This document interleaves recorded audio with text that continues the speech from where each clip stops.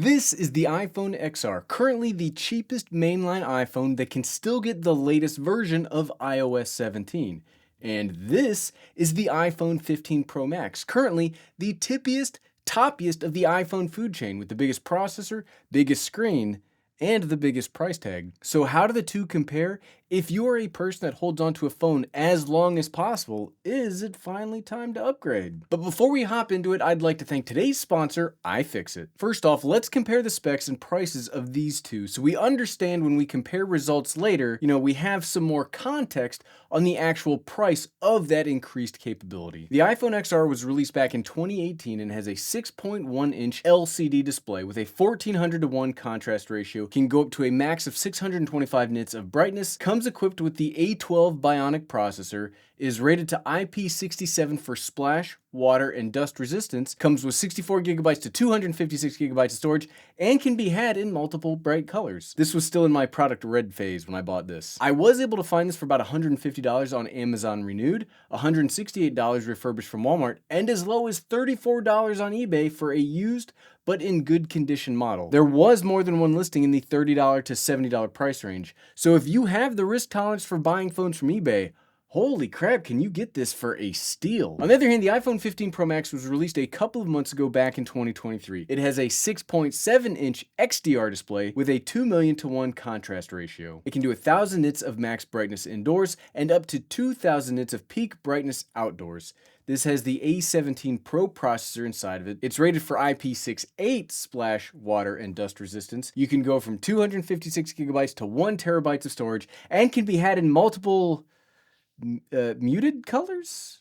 They look good, but it's definitely a more serious lineup for sure. You can buy this brand new from Apple between $1,199 to $1,599, depending on the internal storage you need. It's hard to find deals for brand new iPhones, but I was able to find it for $1,174 refurbished on Amazon and for around $966 on AliExpress.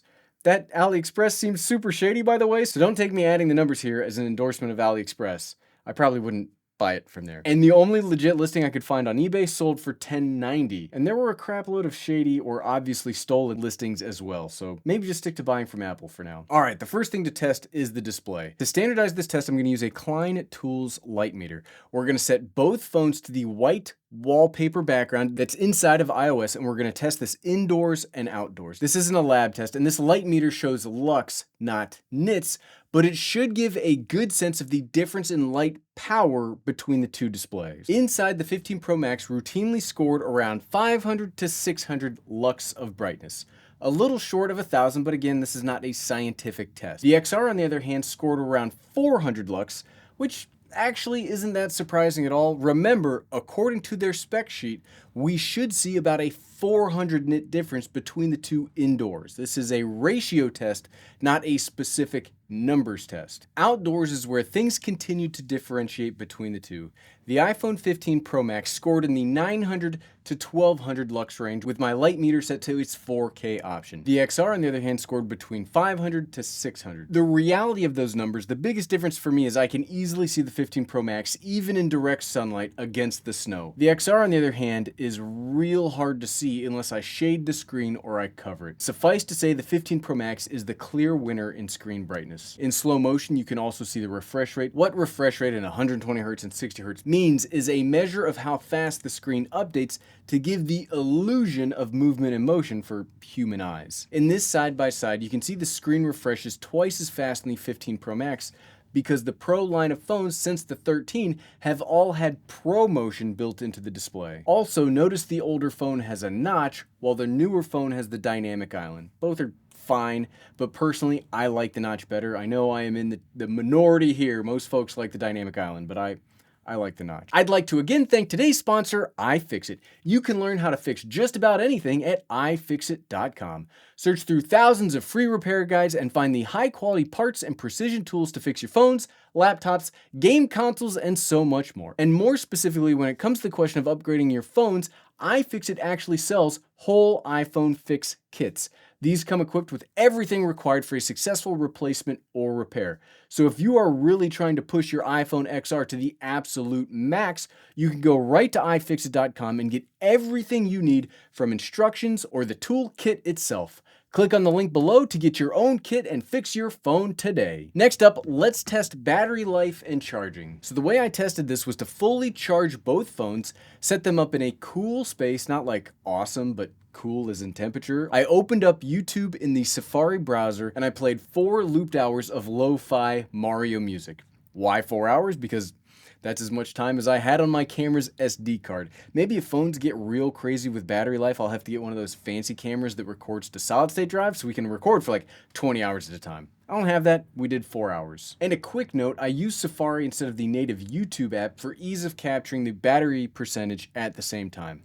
A second note is the iPhone 15 Pro Max is at 100% battery health and the XR is at 93% battery health. I also consider this fine as the point of this video is to see if those of you with older phones should consider upgrading. At the end of 4 hours, the iPhone 15 Pro Max was at 77% battery life and the XR was at 29% life. Much like the screen brightness, this isn't a scientific test to determine specific battery life on the phones in a totally sterile lab environment, but to show the usable life difference between the two after you've owned one for a long period of time. I think the XR still has borderline usable battery life. Clearly, it's not in the same league as the best battery life phone Apple's ever produced. Nothing is really in the same league as this phone, but it is towards the line of not being acceptable. It's not quite that bad, and I do think this could get me through a regular day, but it's like riding the line. Next up, let's test the phone's charging capabilities. For this, I was supposed to immediately turn around from the battery test and plug both of the phones into the same power strip via USB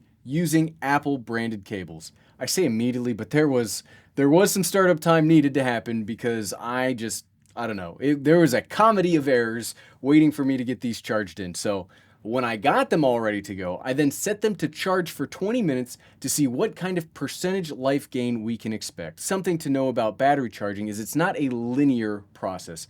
The software managing the battery will take steps to maintain the battery's health as long as possible, so there could be variable charging rates at different part of the charging curve. Once you own an electric vehicle, you learn all about lithium-ion batteries and their charging curves. 20 minutes later, the iPhone 15 Pro Max gained 8% battery life, and the XR gained 27% battery life. There is some discrepancy here, but there's so many things that could be factoring into this. Charging curve, battery sizes, charge rates. Reminder that the iPhone 15 Pro Max can charge faster with a stronger charger, but we use the same across the two, and this does have a smaller battery to fill with the same strength. I guess my analysis of this is the XR gains a ton of battery life back in just 20 minutes. And in actuality, because of all the mistakes and stuff I was able to see, it gained back almost all of its battery life in the 40 minutes I was messing around trying to conduct this test. Performance is going to be a touchy subject between these phones. It's not really because of the processor, it's because of that screen refresh technology we mentioned earlier.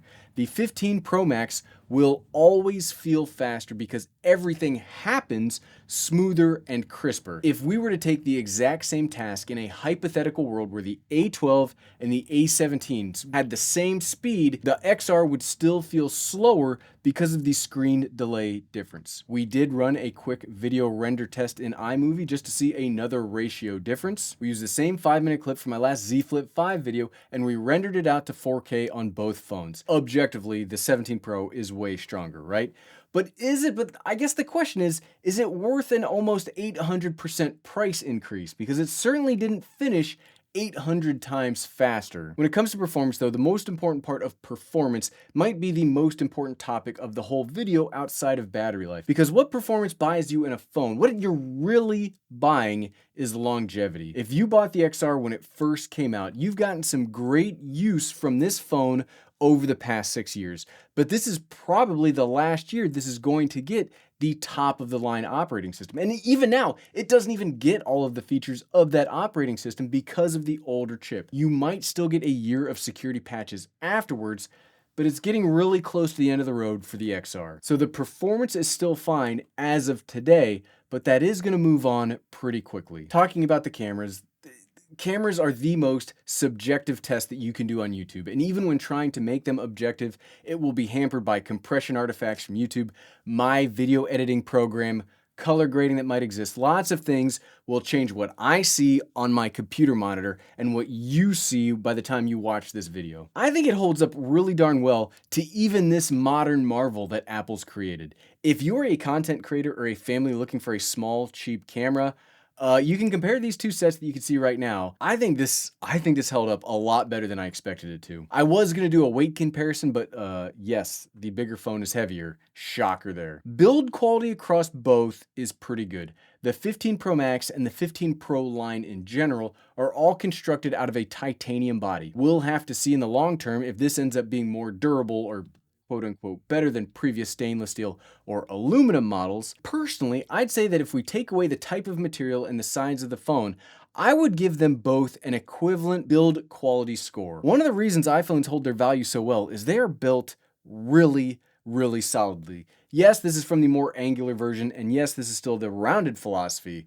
but they're both built really well. Case options are pretty even across the board. I was gonna call this part accessories, but honestly, you don't really need that much to get the most out of a phone. You just need to protect it. So cases. I found plenty of reputable looking cases for the XR around the $7 to $10 price range. While the 15 Pro Max is certainly skewed higher than that for a decent looking case, there were also plenty of options at the $10 mark. I've been using the non-leather leather case, and while there was a ton of hate for it when it originally came out, it's been fine for me.